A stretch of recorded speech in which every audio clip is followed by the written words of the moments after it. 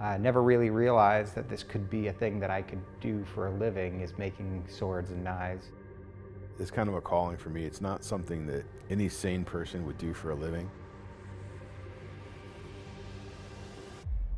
There's little small changes that we've just developed over the years that we put into our work.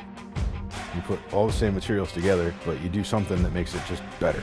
You step away and you have this item that you've crafted through fire and hammers, and it's a thing that you know will way outlast you. I don't know, it's like a little bit of immortality.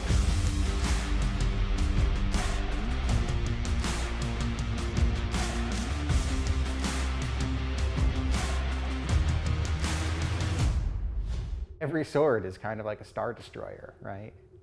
Because there's that.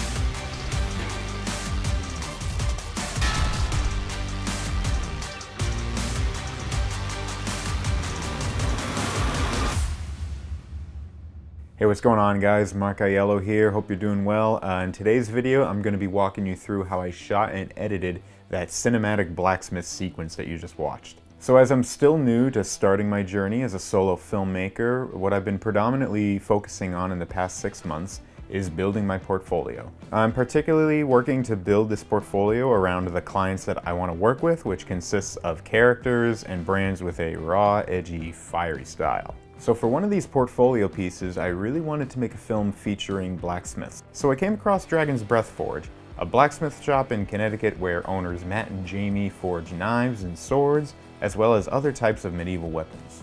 Now immediately I knew that I had to create an epic brand video for these guys, so today I'm going to be walking you through how I shot and edited all those interviews and B-roll into a cinematic sequence.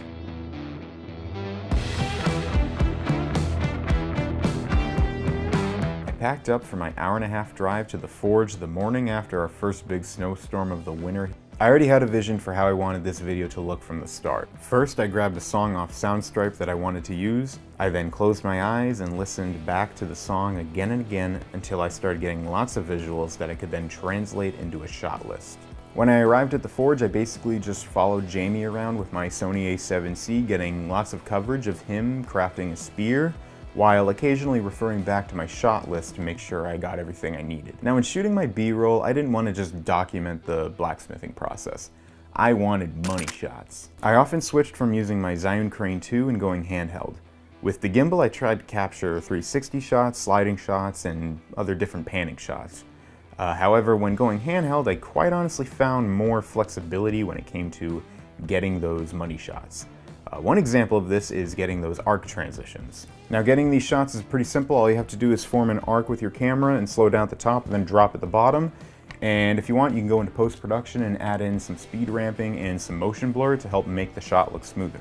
Now let's talk about the interviews, those moments where I get those gold nugget sound bites out of my subjects. So the way I like to interview all my subjects is to actually not interview them, but just talk to them. I lead an informal conversation and just ask various different questions, in this case about the craft of blacksmithing and what it means to these guys. So let's check out a segment from my interview with Matt. What do you think you guys offer that is like so distinct and unique to this whole realm? Well, I think that's an individual thing. You know, Jamie's mind is insane. He just comes up with all kinds of crazy, cool ideas, and then he runs with them, and he just, you know, beautiful patterns, and just, he's a super creative guy, and he has a lot of talent at putting that creativity to use and making a solid, tangible object. I'm a little bit more methodical in the way I work a lot of times, but both of us have, you know, 20+ years experience doing this full time. All right, now sounds like there was at least one good soundbite there, and again, this is all just from having a relaxed, free-flowing conversation. All right, now let's take a look at my interview with Jamie. And so we have all this iron here on Earth, and that was made from a star, you know, in the stars, and was put here from those stars exploding. So as a smith, you're collecting these star remnants. Oh, I'm sorry. You know, I was just thinking, I've been listening to Star Wars books, right? And I was thinking back to our conversation, because I'm like, oh, you already got my crazy star talk. And then I was thinking about the fact that it's like, you know, I mean, that every sword is kind of like a star destroyer, right?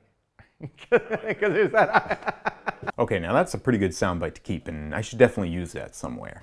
So after a couple days of getting lots of fun B-roll with Matt and Jamie, I think it's time to get to the editing stage. This is where the real magic happens. First, I like to just sit and ponder over the entirety of the interviews. I want these to really lead the story, so I'm gonna listen back and decipher the best sound bites and also if and when they would best fit in the sequence. One thing I find helpful is having a notebook with me during the interview, and when my subject says something that sounds interesting, I'll write that down as well as the time elapsed on the camera.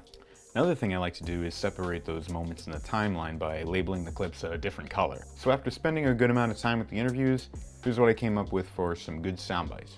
I never really realized that this could be a thing that I could do for a living, is making swords and knives. It just gives you an incredible amount of respect for the people that came before you doing this craft. It's kind of a calling for me. It's not something that any sane person would do for a living. All right, now it's all just a matter of seeing how and when these are going to fit into the story. Now, the beginning of this song that I'm using is very quiet and very atmospheric, so I want to use shots and interview sound bites that really match that vibe.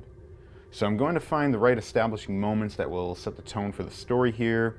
You know, I'm starting out with this slow-mo droning shot of Matt and Jamie entering the forge like badasses, and then we're seeing some various B-roll of the shop and of the weapons.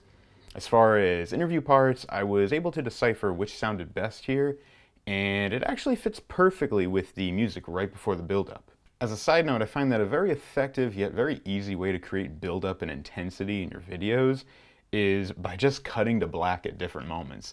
This makes the viewer feel very uneasy and keeps them on the edge of their seat. So I really tried to implement this to the music so that it created some thrill.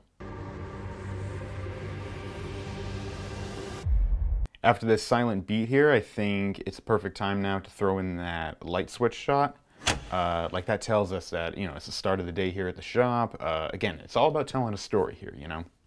Now, as a viewer at this point, I feel pretty hungry for some more sound bites with the Smiths, so I want to hear them talk more again. There's little small changes that we've just developed over the years that we put into our work. You put all the same materials together, but you do something that makes it just better. There's a lot of things that a sword represents. You step away and you have this item that you've crafted through fire and hammers. Now, between the two of these guys, I want to give just a little space so that there's a perfect balance between B-roll and interviews. In screenwriting, this is what's called a beat, meaning a brief pause just to give the audience a little bit of air. I can also cover some cuts in the interview with some more B-roll too. Now, referring back to my little shot list I made earlier, as well as editing to the music, I can then decide when to reveal these big money shots I have.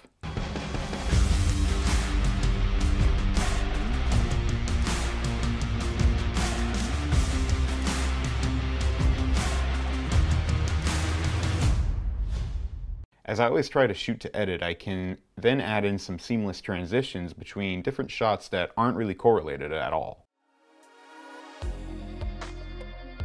Now, time for a little espresso break. So when I'm editing, I actually take lots and lots of small breaks here and there to prevent exhaustion and creative burnouts. After a nice shot of Gusto Rico, it's time to get back to work. Now, one flaw I tend to see with certain filmmakers sometimes is they tend to show too much. They let their B-roll drag, they give us way more of that epic B-roll than we really need, and in my opinion, it kind of just turns off the viewer. So to make sure I'm not doing that, I'm going to tease the viewer by slowing the pace down here in the sequence. Now, one trick I've seen that I love is to drown out the music. So I'm going to throw in the low pass effect here with some very slow, smooth shots.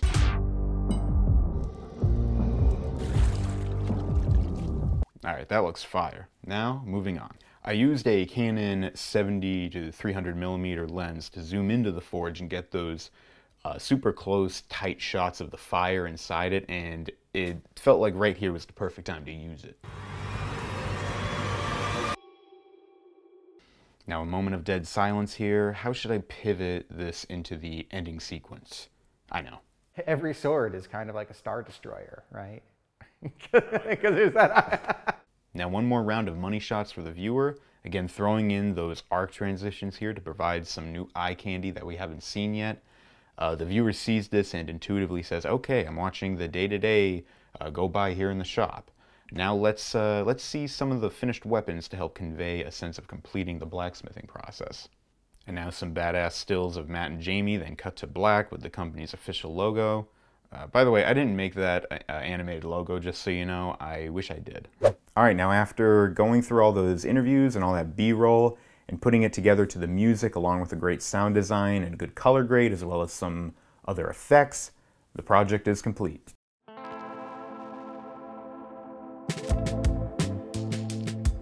Now, let's take a time to reflect. First of all, I think I did a pretty good job here. I mean, it's not the best video, but I think I'm starting to see some real progress as a filmmaker and a storyteller here. And this came out exactly how I had envisioned from the beginning, so I'm very happy about that. I think the shots and the edits were pretty crisp, making this a dope brand trailer. Also, this was one of the first times I made a color grade of my own and challenged myself to come up with something different from the traditional teal and orange. And I think it looks pretty good. I tried going for some sort of gritty Mad Max look. I don't know why, that's just what I envisioned, but I think it came out pretty good. Now, to be honest, some certain shots I think kind of look like crap. Just the way they were exposed from a DP's perspective, some of it's clearly underexposed. So I wish I had just corrected that on the set while I was shooting and wasn't trying to scramble around in post, literally having to grab a denoiser plugin, because quite honestly, it just looks unprofessional. But other than that, I think the shots came up pretty clean. I honestly wish I spent more time familiarizing myself with the specifics of the blacksmithing process. That way I would have been aware of any nuances along the way, which could have allowed me to implement better creative ideas. Here's one big thing I could have done differently, and that is, instead of trying to film everything, I could have just filmed only what I needed to. It took me hours and hours just to find the clips that I wanted, and not to mention this was just eating up a lot of unnecessary space on my hard drive. Although yes, it's true, it's better to get more than enough than not enough. Lately, I've been finding out that I really should just only capture what I need. If I had just gone in and only filmed less but quality shots, I feel like I would have still gotten enough. In fact, maybe the shots would have looked even better. So if that's one tip that I picked up on here that I could pass on to you guys, it's don't divert too much from your shot list, because it'll give you more time and energy to focus on those individual shots, and frankly it'll just save you more time in editing. Do you agree or disagree with that? Do you think it's better to just get more coverage? Comment below, let me know what you think. Oh, and another thing, I really regret this. I didn't get any behind the scenes footage for you guys, so I apologize for that. To close this video, I'm just gonna say how happy I am that I got to make this film for Matt and Jamie. These guys were very cool, extremely helpful, and so down to earth. They were very good guys, and I would love to shoot for them again. These guys really fall into my target clientele I was talking about earlier, and I'm just really looking forward to making more films with more people like this in the future. I've already got several other cool projects lined up, and hopefully I'll get some behind the scenes for those ones, so stay tuned. So thank you all for watching. I hope you enjoyed this video. Please hit that like button, please hit that subscribe button. I will see you all next time. Peace.